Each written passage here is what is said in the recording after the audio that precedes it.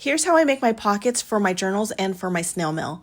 This can be made in any size, but before trimming the paper down to the size that you want, include a 1/2 inch on the left, right, and bottom sides. Now score your paper or cardstock a 1/2 inch on the left, right, and bottom sides. I'm starting with cardstock that measures 4 by 6, and once it's finished, it'll measure 3.5 by 5. And just for reference, here's what my 1/2 inch score lines look like.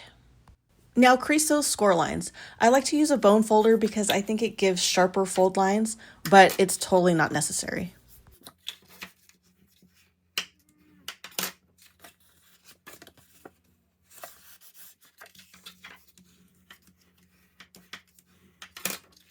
See the corner where the vertical and horizontal score lines intersect? You're going to want to diagonally cut that off. And the reason for that is because once it's folded, it kind of bulges in the corners, so this will help prevent that.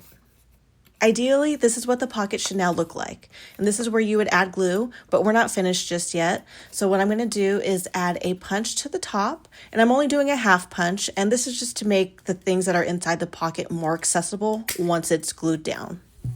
This pocket is now considered complete, and you can add it to your journal or your notebooks. All you need to do is add glue to the left, right, and bottom sides, and then attach it to your journal. But I'm going to take it a step further and add a little bit more to it. I'm taking my hole punch tool and adding a bunch of holes to the front of the pocket. Again, this part is optional and can be decorated any way you'd like. Consider stamps, stickers, or even drawing on it instead. That's about 1,000,000 punches later, but I like the way it looks. It's kind of like a bog bag, but it also gives a peekaboo into whatever's going to be in the pocket itself. So what I'm going to do from here is grab another piece of cardstock. This one measures 4 by 5, and I'm going to attach my pocket to that cardstock. Now I'm just adding glue to the left, bottom, and right sides of the pocket, and then I'm going to attach it about 1/8 of an inch from the bottom edge. Once the pocket is attached to the cardstock and it's dried, it's ready to go. You could send it off to your friend, or you could use it in your own journal, or what have you.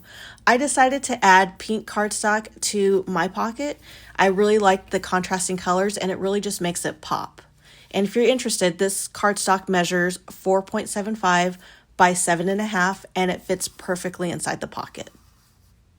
I'm not ready to attach my pocket to my journal just yet, but if I was, I'd add glue to the back, and then it would look something like this, which it will look like eventually. I'm just not there just yet, but it's going on this portion of my journal once I have everything else in place. And that is it. Thank you so much for following along. If you've liked what you've seen, please don't forget to like and subscribe below.